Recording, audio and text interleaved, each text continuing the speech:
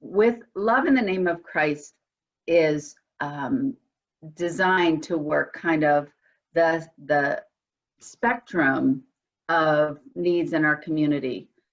But since I've been the director here for almost 5 years, it seems like we've always said we don't serve homeless.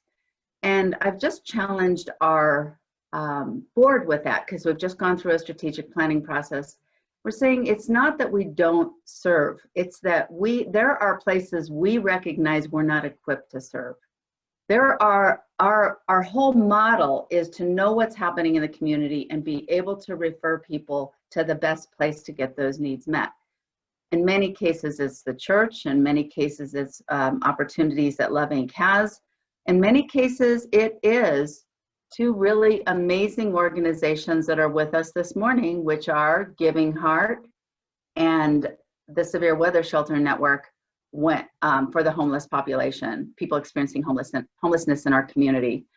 And I will just say, I'm honored that both of those organizations began under the umbrella of Love in the Name of Christ, and that we continue to look at ways that we can support and lift up what they're doing and engage you as the church to be able to step into some of the needs that they have.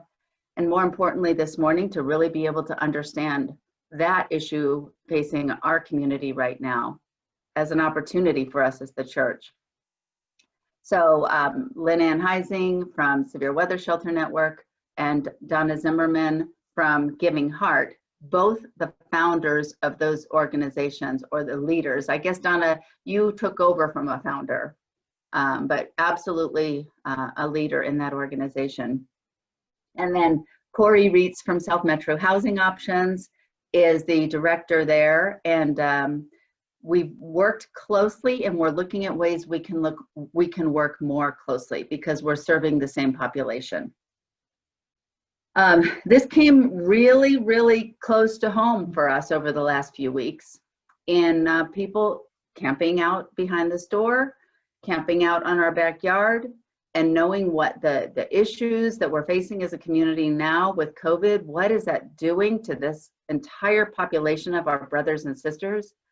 It just became evident to me that I wanted to have more conversation with each of these three people, and I felt like it could be beneficial for more people to be in on that. So thank you for spending this hour with us this morning. The other thing that we have been doing very intentionally, and I want to thank Linda Malone because she's sitting in on these meetings for us regularly. There is a very active coalition that has originated in Englewood called Change the Trend Network. And when I sent out that invitation by email, we'll make sure to follow up with this information too, but I included that website there. And it is, I believe, the model moving into real change in the issue of homelessness, because it is pulling together the churches in the community, the government in the community, the authorities as in the police, and the businesses to say, what is this problem and what can we do together? So Love Inc. is sitting on that and listening, and as what we believe our mission is to the churches and to the community is to be that bridge and to say, we understand this problem from the conversations we're hearing. Churches, would you step in? Here it is. You know, we want to live into that role more than we've done before. So thank you, Linda, for that part of Change the Trend. We have connections as well beyond that, but in the interest of time, I want to just say that for me, the goals today, what I hope you leave with today, are understanding more of the realities of homelessness in our community and what COVID has done to the realities for people on this that are experiencing housing insecurity. What are some best practices? Just a quick show of hands, especially, well, if your church, or whether you're a leader in the church or a member of the church, do you know whether your church has had people actually camping on your property? Okay. Yeah. What is the best way to engage there? And then very, very importantly, what are some of the things the church can do? What is the next step? Additionally, there's, so I think Corey's going to get into some next steps that are a little aside from the hands-on help that can happen with Giving Heart and Severe Weather Shelter Network. But with that, I'd like to just introduce my friend of decades, Lynn Ann Heising, and ask her to start us off. I'm excited to see all of you. Most of you I have met before, not all of you, but some I have. As we cross paths with Love Inc. Littleton Church's Severe Weather Shelter Network tends to share some of those partnerships, and it's a great thing. I wanted to speak a little bit today about what COVID specifically is doing that is impacting people experiencing homelessness in our suburban communities. And Donna may have some additional thoughts on that. But what we know is that pre-COVID, there were some safe places that people could spend part of their day. It was not too uncommon in the suburban communities for people on the streets to spend time in the public libraries. That has been a safe place for them. Giving Heart is always a safe place, and they're thankfully able to open their hours up a bit more in the last week or so. Cafe 180 has been a safe place. Graceful Cafe has been a safe place. So especially through Change the Trend, we had tried to identify those organizations with whom we partner where people would be okay to be inside for a while. Well, COVID turned all that upside down, right? We had to shut everything down, and a lot of fast food restaurants still have their lobbies closed. So when you try to imagine yourself living on the street, you know, the places that you might have gone previously to find a bathroom, a place that you could at least sit and have a cup of coffee for a period of time. A place where maybe you could feel like you could at least close your eyes for a few minutes. Those don't exist right now. And as we're coming into shelter season, I'm so grateful for our partners because they're trying to figure out how to open their space a little bit more. But the reality is we still can't have people inside in close community for long periods of time. So just acknowledging that is a big deal. There is nowhere safe in the suburban communities for people to get in out of the cold right now. Summer's been kind of a nice thing. You know, we could have people in parks or whatever, but that's going to come to an end here shortly. So additionally, I would say that in the last 3 to 4 years, Severe Weather Shelter Network has become aware of a growing population of people on the street in South unincorporated Jefferson County.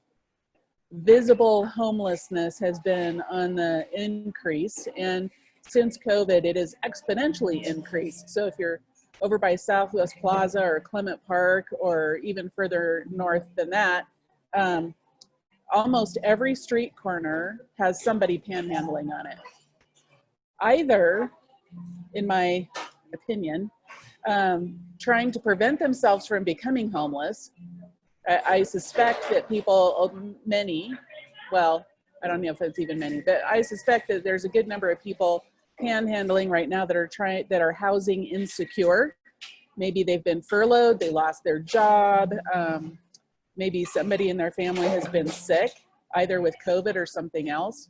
And so they're trying really hard to prevent homelessness. There are those that are new to the street that are panhandling. They don't know what else to do. They're homeless for the first time, maybe. Again, for the same reasons: furloughed, job loss, They've now lost their home and they don't know what else to do. So they're in the geography that they know, and they're ending up camping on our church property, feeling like the church should be a place of refuge. And so for many of us who might have people that we have discovered camping on our property, we don't know what to do about that, because legally church property it's private property. And as a church, we can determine how we engage people that might be camping on our property. And of course, that has to take into consideration a lot of different things, right? You know, how many of your congregants are on your church property? Well, probably not very many right now. What I will say is that if you have someone camping on your property and they happen to be there at the same time that you are, please, please, please maintain your social distance. And that's not just a COVID thing. They're afraid. They don't trust people. And they're going to assume that you're coming at them in an aggressive or irritated, maybe a fearful manner. And so if you can step back, just maintain that 6 feet distance. One thing, it's a health and safety piece, but it also leaves enough space in that bubble. Our personal bubbles need to be a bit bigger right now, that they might be willing to listen. If you can approach with compassion, gosh, you know, what is your situation right now? Don't be afraid to have the conversation. What is your situation right now? Between Giving Heart and Severe Weather Shelter Network, other Change the Trend organizations, there are resources available, places to connect people where they can get some assistance that they would need at this time. So you need not be afraid to send them to Love Inc., because Love Inc. will connect them in the right way. So listen to their story. If whatever part of it they're willing to tell you, try to hear what their need is. And it simply might be that they're looking for food. They might be looking for, obviously, a place to stay if they're camping on your property. Secondarily, I would say, please, please, please, if you find a stash of personal items, so maybe it's a shopping cart that's been loaded up, or some kind of a rolly cart that's been loaded up, or maybe it looks like a trash bag, but when you open it, it's got a sleeping bag in it or something like that. Don't move it, don't touch it, leave it there. If you need to communicate something with them, I would ask that you attach a note to it, and first and foremost, offer a connection point. Say, gosh, you know, we're guessing that you're in a really difficult position right now, and we'd like to visit with you about how you might have some of your needs met. So offer that opportunity to meet with them. Never by yourself. I mean, let's just be practical. Don't ever meet with somebody by yourself. So you want to meet with somebody else available to you, but again, to listen to their story and help connect them. This is the compassionate piece that we want to make sure that we're extending, because for many people, especially who've been on the street, I think, for a long time, the church is not considered a friendly place. And so if we can begin to be a friendly place, a way to connect, a way to serve, that begins to change the face of the church for people experiencing homelessness. To be the place of refuge that I believe Scripture teaches us the church is supposed to be. So just that's probably not as fast a snapshot as you would have liked, but that's it. Safe parking, great initiative. You know, I see we have somebody from Safe Parking that is on today. If you are a church that wants to be a safe parking church, I would encourage you to reach out to them. That initiative is designed to allow, to partner with churches to allow people to park their cars in the parking lot in an overnight capacity. And there's a whole structure that goes with that. It's not it's a good program. And honestly, Severe Weather Shelter Network will probably be partnering with them whenever we're able to return to the church, because when it gets cold, it still is too cold to stay in your car, right? We want to bring them inside. So there may be a partnership opportunity there. And then recently, I was in a meeting with Metro Denver Homeless Initiative, and they were sharing statistics that came from the National Low Income Housing Coalition and the CDC, indicating that in the next, well, pretty immediately, there are 300,000 people set for eviction right now. And fortunately, the moratorium on evictions was extended through the end of the year. But unless we can come around those people that are at risk for eviction, this will very likely increase homelessness by 40 to 45% over the next year. So that's not already handling the individuals that we've been working with. That's adding another 40 to 45%. So those are huge numbers. They're terrifying numbers. What was reported is that it's not so much a lack of rent. Interestingly, I was surprised by that. People are working really hard to pay their rent. But if you've ever been in that situation where you have to rob Peter to pay Paul, what's happening is that their utilities are not getting paid. And so while they've struggled really hard to maintain rent so that they have a place to live, they're now still on an eviction list because they haven't paid their utilities. They're behind in their utilities. And so that's what was being reported at that particular meeting, and it was reiterated again last month. So just as a knowledge, so where Love Inc. is talking about how do we as Love Inc. come around people to help prevent homelessness, that's a big deal. You know, rent support, utilities, bringing people up to speed. So there are organizations throughout Colorado that are working together to try and have funding to assist these people. We don't want them to lose their housing. That just increases our already large challenges. And then just briefly, before I close my mouth and maybe answer questions, Severe Weather Shelter Network has always been a congregate shelter, partnering with churches and used their buildings, and Kathy Rinta, yay! We have borrowed Foothills Bible Church's vans for years. Thank you very much for that. And this year, as a result of COVID, we're not able to be in a congregate shelter setting. So for the first time, we will be providing emergency shelter in local motels. That's been an experience getting that all set up, and we're pretty close to what that is, but we do still have some volunteer opportunities, and so I just want to elevate those.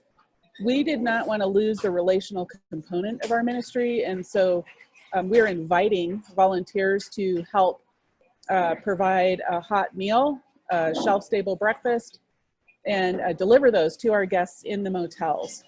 So there's those three components most immediately, and then we will have designated voucher sites. So Giving Heart is one of those, and Movement 5280 is another one of those in the Inglewood area. And so on designated shelter days, that first day of the weather event, we will be at Giving Heart, and we would love some volunteer help and support to manage bringing people in an orderly fashion after they've been tested by Stride Community Health Network to receive their vouchers. And so those are opportunities. My contact information is in the chat box, so please feel free to reach out to me, and I'd love the opportunity to talk with you about how we might engage your church volunteers in this very, very safe way.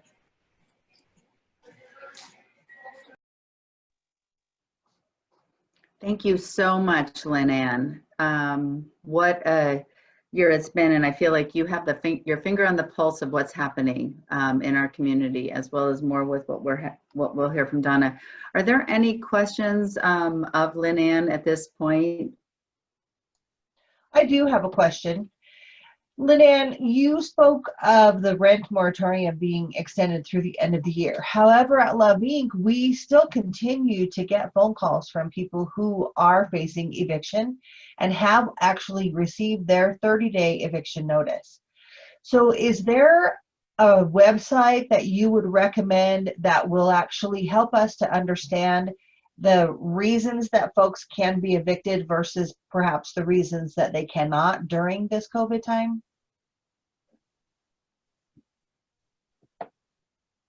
Yeah, so I just was, mdhi.org is a great place to go. That's Metro Denver Homeless Initiative's website. Okay. Uh-huh. And they keep track of all of those things. So the moratorium on eviction was a national moratorium. Uh-huh. I do not know if the states have to follow suit on that. So that could be part of the challenge. Okay. And so, but I would go there. That's where I keep my finger in the mess, is through MDHI, and ask questions there. And they should be able to give some direction on maybe which senators or House representatives we need to be reaching out to in our own state to ask for additional help here in the state of Colorado. But they would probably have the best information. Okay, thank you what's for that. Currently going on. Great, thanks. Thank you. One other point I'd like to make, and this was through conversation with Lynn Ann, and I appreciate you pointing to that really disturbing number of 300,000. And just to be clear, that is in Colorado. And I think you said that of those 300,000, 95,000 are in Arapahoe County. So if we don't look at that with the eyes of Christ to say, what is it that we're called to do for these neighbors that are really so threatened? I think we're just missing what we're called to do. So thank you for that. And I want to just also point out to your website. I know that was on one of the links that went out in our email invite, and we'll send it out again, but that's also a really great place to send people, or if you have a question, if you're working with somebody, you can go up and pull up this website, and you've got where to go with the regional partners in the south, central, and north part of our metro area. So great work that you're doing there, Lynn Ann, and I know it's been a really big challenge this year. Thank you. Speaking of referrals, you know, when we have somebody who calls, and we work really hard to manage those calls quickly, but there is a chance that they don't get a call back for the next day, or if it comes in on Thursday or Friday, we're not until Monday. So I think it's really important for, that's the end of Thursday. If it comes in Friday, Saturday, Sunday, we're not until Monday. So really what we will always tell our churches and anybody we see on the street, the best place they can go locally for service is Giving Heart, because they provide such a wraparound opportunity and a real community of love and support for people experiencing homelessness or housing insecurity that are in our neighborhood being south of Hampton and right off of Broadway. So with that, I'd like to turn it over to Donna Zimmerman, who is the director at Giving Heart. Morning. So Giving Heart, we've been around for about 7 years developing a program, what it is that we need to do to serve our guests that are homeless. Right now we're open Tuesdays and Thursdays from 10 to 3. We don't have enough volunteers right now to extend those hours.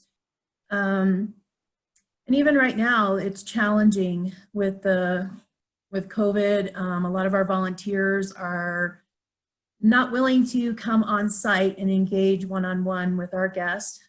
We have 4 volunteers on a Tuesday and a Thursday, and stretching it. We're exhausted, and we've engaged deeply, and that's why we're there. We're relational. We create relationships so that we can create the trust to walk our guests through the next steps. We're a resource center. We have a lot of partners within the community, and that's what we do, is do the connection piece. So we create the relationships, we ignite hope, invest in lives, and impact our community. That's our mission. And at times that's very difficult when we're limited in the volunteers. We pour out the best we can, but there are needs. We need meals provided for our guests on Tuesdays and Thursdays. The meals can be prepped off-site, brought in, and we can serve it, you can serve it, however you're comfortable with that. We need clothing donations. We need winter gear. If your church can provide any of those kind of donations, it's greatly needed. Hygiene is a big one. Shoes, jeans, anything like that. On our website, we have a list of the donations that we accept. We accept food as well. We have a freezer, we have a shelving, we can store some of those things, and that that allows us to prepare meals for our guests when our volunteers have to cook.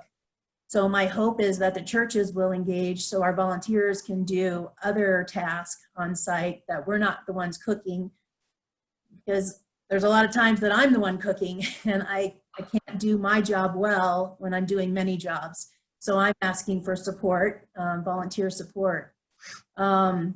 That could also look like registering for severe weather. We need to do the intakes, the registration process on site with our guests.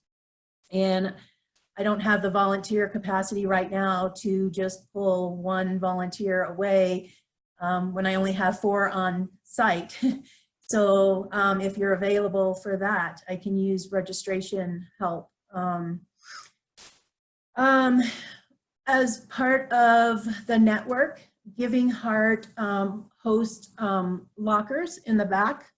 So we have lockers available for our guests that are going through Change the Trend, the program, the navigation program. And we're the first host site of the lockers, and it has gone very well. I have not had any problems. So the lockers exist on the outside of our building. They're accessible 24/7. Our guests can store their belongings in this, I think it's a 2x3 locker. And it's enough that our guests can put their sleeping bag, their backpacks, and just lighten their load for the day and go about taking care of their other daily needs. I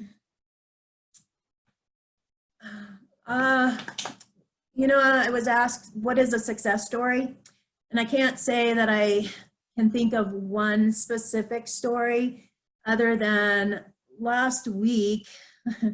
And this is for all of our guests. When they come in, we're on our mission to ignite hope in their life, to invest in their lives, and to impact the community the best that we can with the resources we have. And we're not equipped to handle all of it.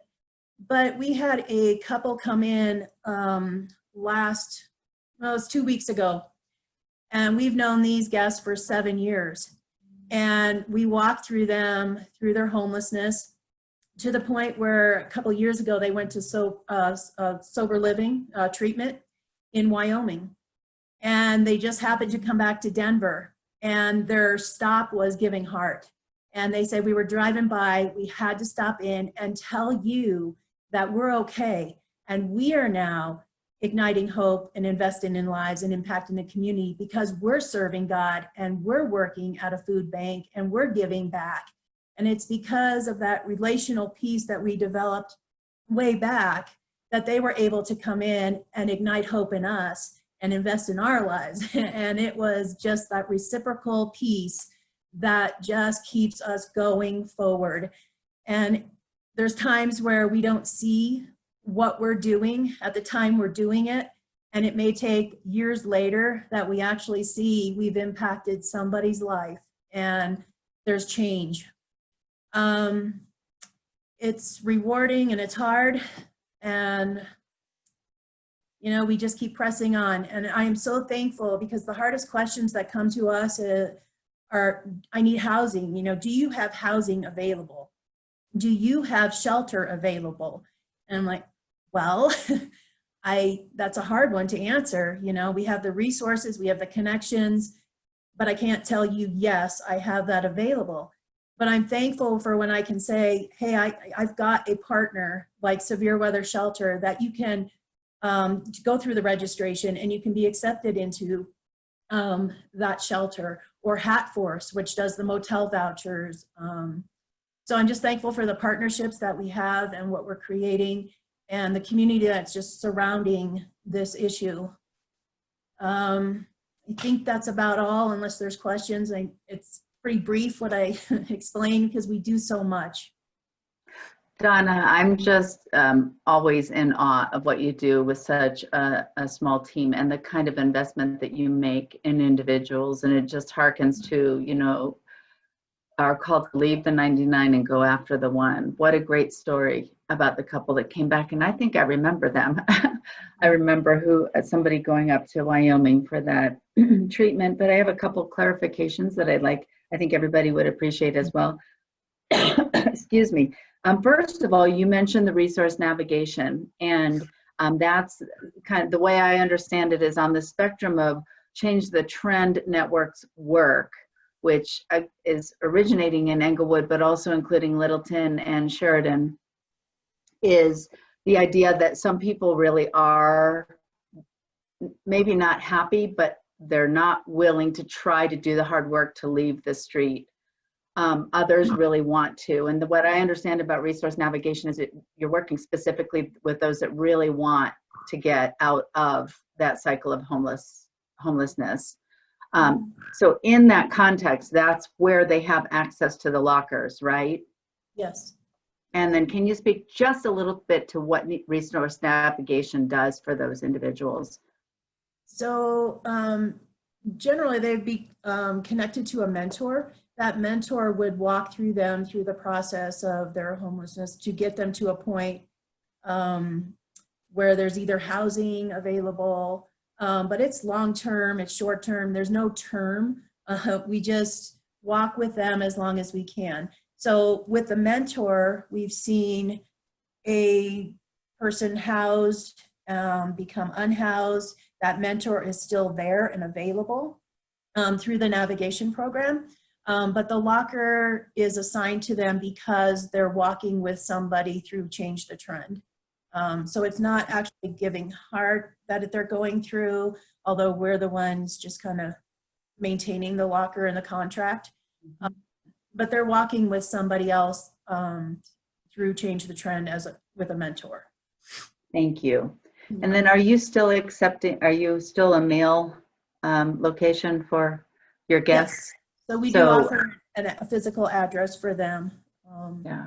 So often that's a real difficult challenge not to be able to get mail. So it's the post office at Giving Heart. Yes. So thank you so much. Any other questions for Donna? I just really want to encourage you to check the website, which is givingheartenglewood.com, because that's where all those volunteer opportunities are. And it's a really, really amazing way to serve locally in that community.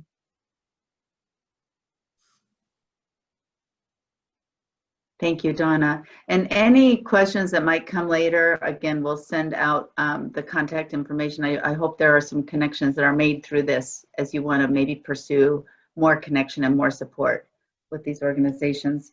And now I'd like to turn it over to Corey, who, you know, I don't know how many local units you are providing through South Metro Housing Options, but phenomenal work in our community, really the Littleton Housing Authority, and our past landlord, thank you very much, provided housing for us, and we actually bought their building last November, and we're loving it and living into that. So Corey, you have some things to share with us. Thanks. Absolutely. Good morning, everyone. Catherine, thanks for inviting me this morning. I know Lynn touched on the eviction moratorium, but I just had a couple other comments about that moratorium. Number one is that it will end at the end of this year, at the end of 2020. And then in answer to the question about evictions still going on, the moratorium does only cover rent. So people can still be evicted for other lease violations and house rules violations. So that may be some of what you're seeing. there is a massive fine for landlords who do try to go through the eviction process for non-payment of rent. So I think that's important to know. I don't remember how many hundreds of thousands of dollars of a fine, but it's a pretty substantial amount. So, so that's a good thing that they're trying to help enforce.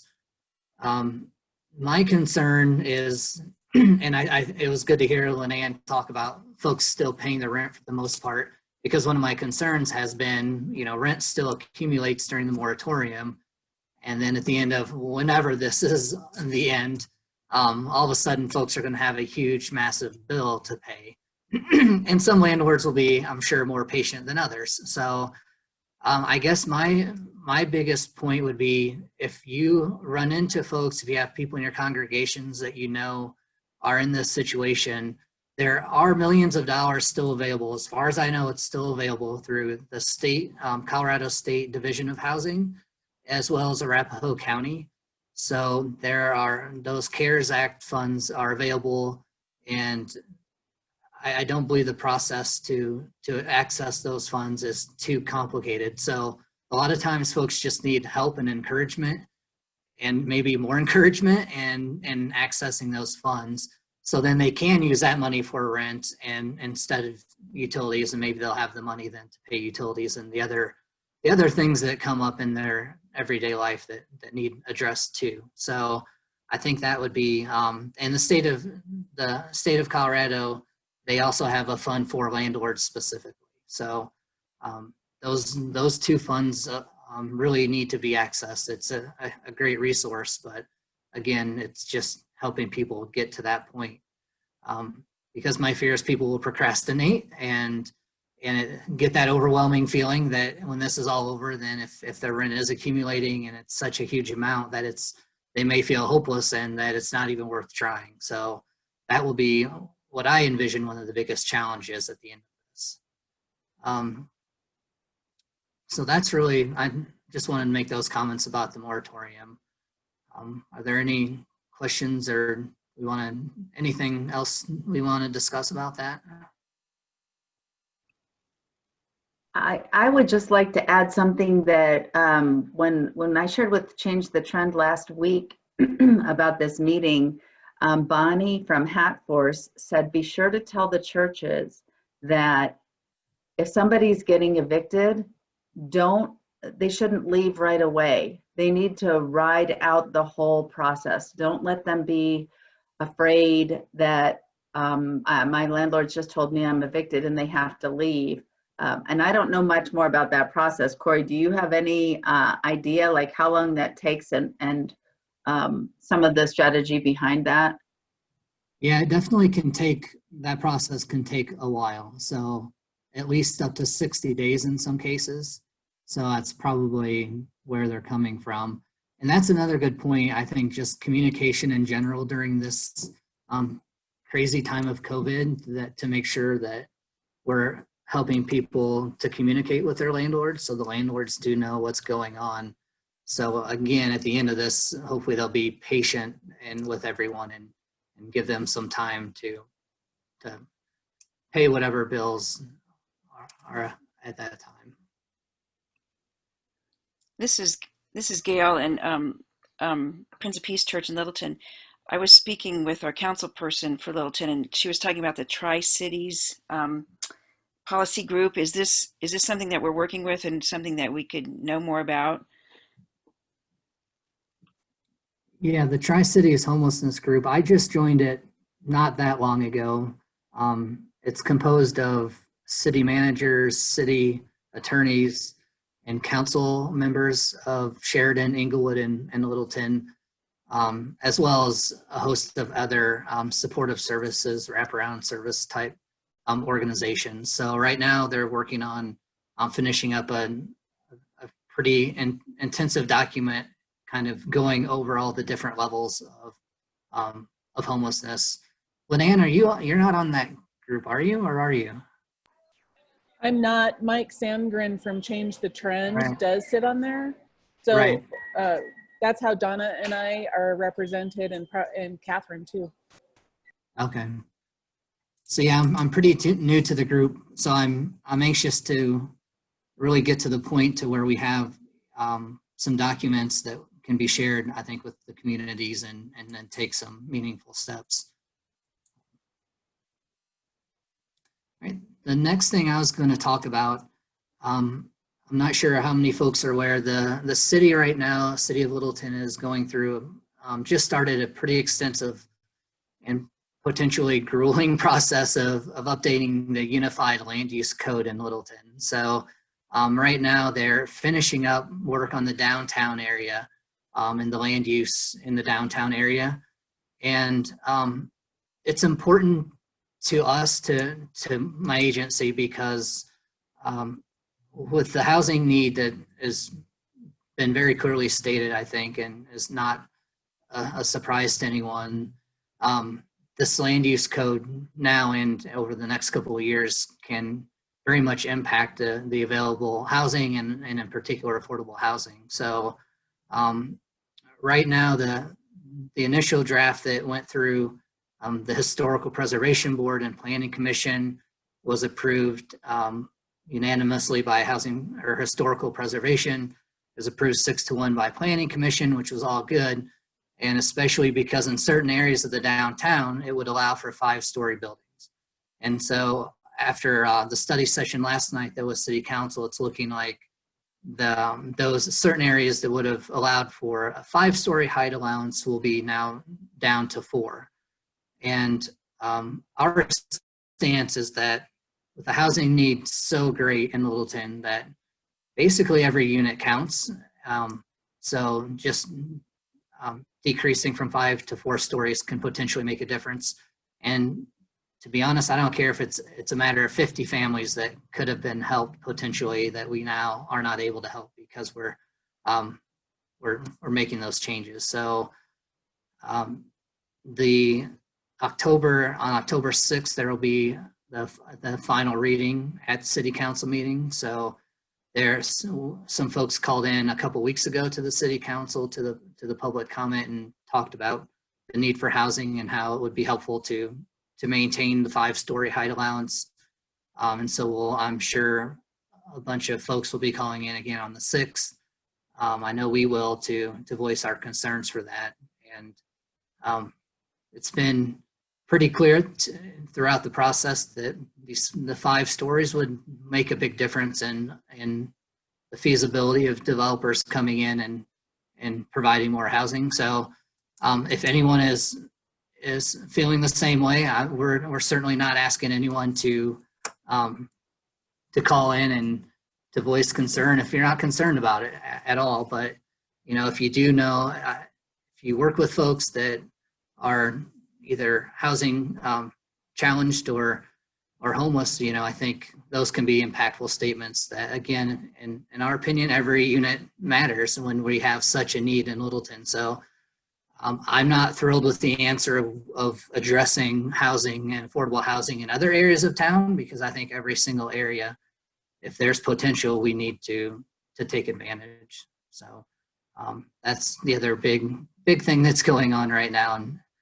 taking a lot of people's time and energy, but super important, and helping to plan for the future for the city and hopefully help us alleviate the affordable housing issues that we have. Corey, can I just ask you a question? You mentioned the affordable housing with the 5-story units. Has there been any definition around the actual word affordable? No, and I think, the pushback we've received from council is that, one, that affordable housing, because downtown and Littleton's expensive in general, the affordable housing probably wouldn't be likely in the downtown area anyway, which isn't necessarily true. We have about 4 affordable housing, low-income housing tax credit properties under that program within the downtown area, and one was just built within the last year. So it actually can be done. And the other thing, I think the argument that we get is that we won't solve the problem, the housing in general or affordable housing, by, making changes to the downtown area or allowing for 5 stories. And and then I just go back to the point of it absolutely will not solve the problem, but when it's such a huge problem, we need to take every bite out of it that we can. Yeah. I don't care if it's 20 units, 100, 200, whatever that would mean for the height allowance. Mhm. Does that answer your question? It does. Kind of. It does. Every unit Okay. counts. Thank you. Yeah, absolutely.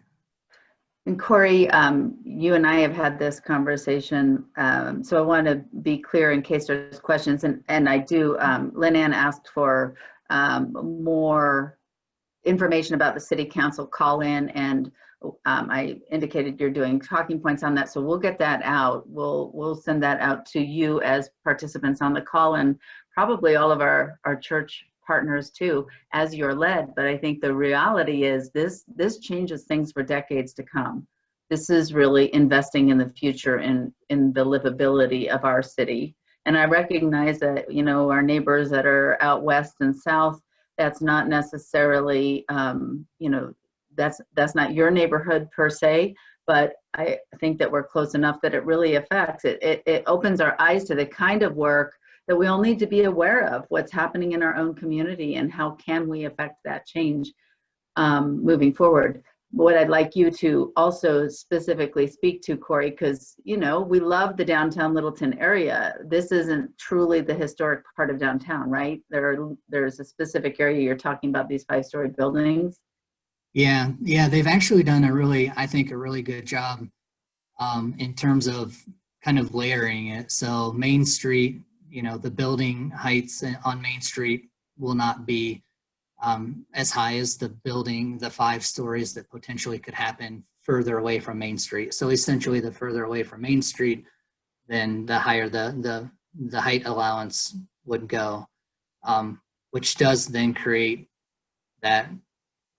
the preservation of the historical value and charm, but yet allow then for certain areas to have a little higher density and hopefully increase the housing, especially with, I mean, there's no better place, in my opinion, to have more housing when people can walk to light rail and walk to all the restaurants and shops, and the folks that work at all the restaurants and shops that really struggle to live in Littleton.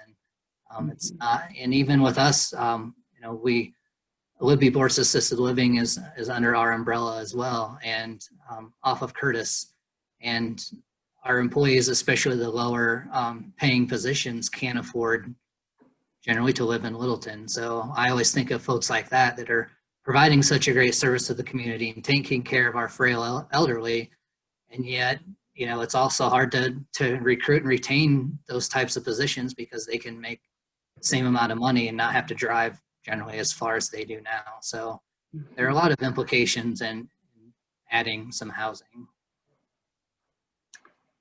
Thank you so much. Any questions, comments for Corey and for others, or for others? I have a question just concerning the housing, the 4 or 5-story building thing. Is this, I'm just not familiar with this, but is this talking about private housing, or is this some kind of government housing that's going to be placed in there? Or is this private contracting restricting So them or not? really, right at this point, it's just creating the structure. So it's creating, the way we look at it, it'd be creating flexibility. If a developer wanted to come in and build, or if we want, you know, really, to be honest, we're really focused on ourselves and the amount of affordable housing we can provide. So it's really just creating the framework.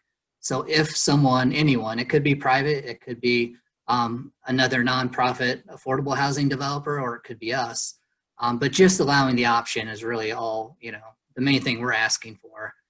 And yeah, that's the main point, is that we want the option and the potential to add housing units, and especially affordable housing units. Thank you. Sure.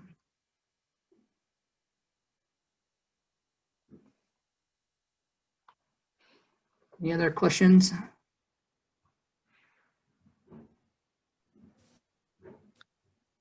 This is, I'm just a long time former Littleton resident, and I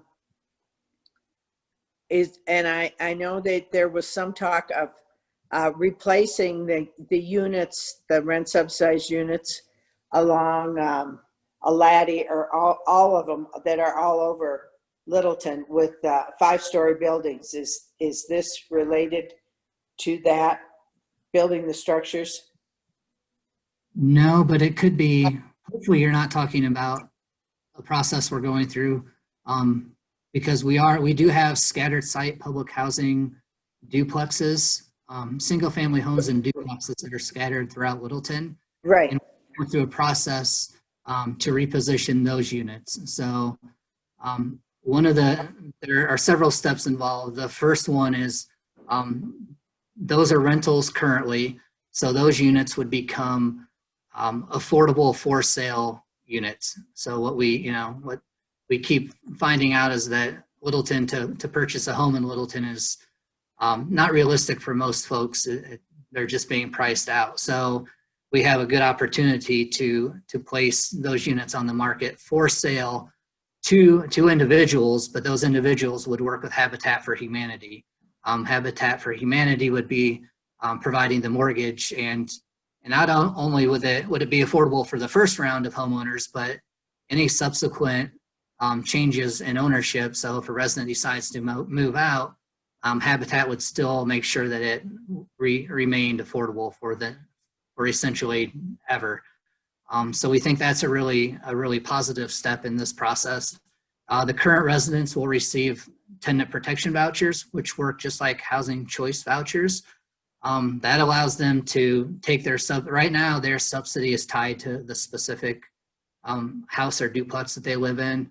The voucher will allow them to essentially go anywhere in the country that accepts vouchers. So we're not displacing anyone. We're not building. I have heard this from other community members that think that we're going to take those single family homes and duplexes, scrape them, and build high rises everywhere in town.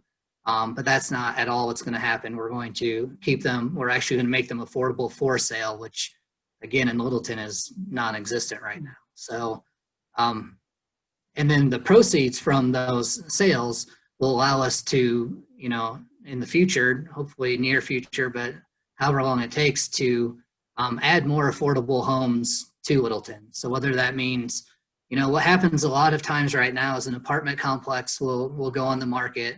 It's not subsidized in any way, but it's what we refer to as naturally occurring affordable. So the rents are actually somewhat reasonable.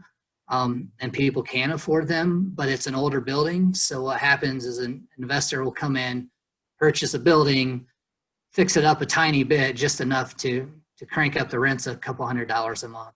And so that, just hurts our affordable housing stock even more. So not only are we not really gaining any, we're actually losing it. So we hope to use some of the proceeds for situations like that, where we can purchase some apartment complexes and keep them affordable if they already are. So those are kind of the main steps, but essentially the bottom line is we will be increasing the number of affordable units in the city and not building high rises everywhere like you might hear. Thank you so much, Corey, and thanks for that clarifying question, Mary. And for every one of you and this time that you've just chosen to spend with us, I will be kind of gathering these comments and notes, and happy to share the video recording if you care to look at any of these pieces again together, and just appreciate your continued kind of digging into this and understanding what you're called to as an individual and as a congregation to be able to come alongside people who are struggling with housing insecurity in our community. I mentioned before, we do a lot of referral. I would say we're also, as Love Inc., we're focused on both ends of the spectrum. The referral will be more of the center piece, but that first end is to work with churches, work with the community to understand what it is we can do to help people from falling into homelessness. How can we help them keep their house in the first place? And then, as Donna had spoken about the couple that was housed and doing well, our end of the Change the Trend network and that resource navigation is when they're housed, we are helping to provide furniture. We have the impact program, which is so valuable in that setting, and look forward to being a part of this overall collaboration and look forward to working with you in that as well.